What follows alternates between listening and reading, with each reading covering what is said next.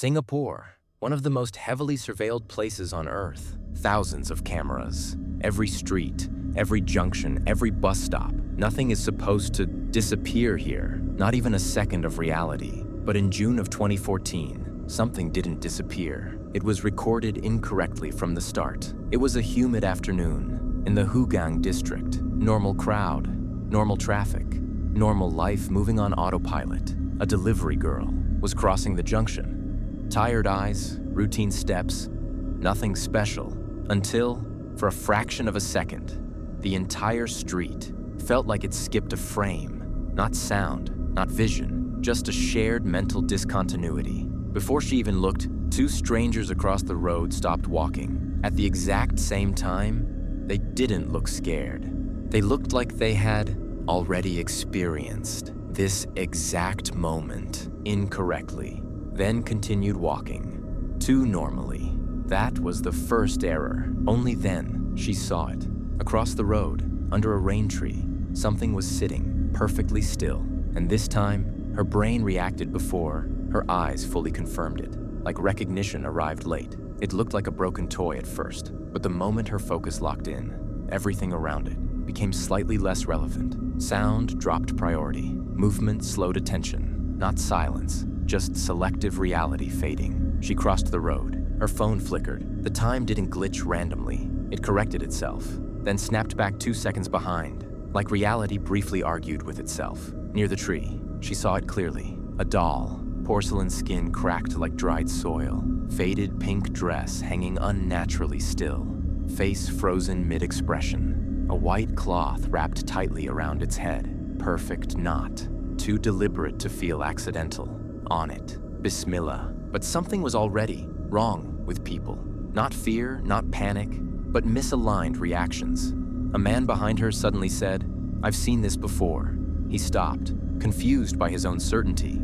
"No, I haven't." But neither version felt correct. The effect wasn't structured anymore. It was slipping. A woman tried speaking normally, but her sentence fractured midway.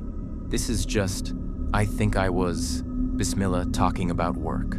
She blinked, like she didn't notice the break, but others did, because it didn't sound wrong. It sounded normal in the wrong place. A technician reviewing live CCTV footage froze. People in the video reacted before the doll fully appeared in frame. He replayed it. Not once, not twice, many times. The order never corrected itself. Cause and effect refused to agree.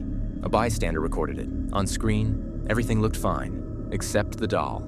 Not missing, not hidden, just not registered as valid information. Like the camera couldn't accept it as real. When he lowered his phone, the doll had shifted closer. No motion observed. Only change in certainty. At the bus stop, tension broke slightly. A woman stepped back. Not from the doll, from the people. "Why does it feel like you already know what I'm going to say?" Silence. Then one man blinked, too late, too aligned, and for a second, everyone shared the same delayed expression, like they were all correcting the same mistake at different times. In the control room, monitors stopped behaving passively. They began adjusting subtly whenever someone looked too long, not glitching, responding. Then every camera tilted upward, not toward the street, not toward the doll, but toward the act of observation itself, like the system had started noticing. It wasn't watching anymore. It was participating. One CCTV feed stabilized. The tree area was empty. No doll, no crowd, just silence.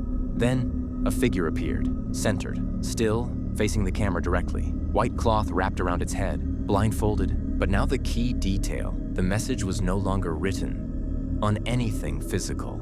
It was embedded in the moment being recorded. Like reality itself had annotated the footage. It read, "You were never watching. You were being synchronized." Then all camera feeds shifted once. Not corrupted, not broken, just slightly different angles. Of the same instant, as if the system had stopped, capturing one reality and started distributing multiple versions of it. And in every version, the blindfold was no longer on the figure. It was on the act of recording itself.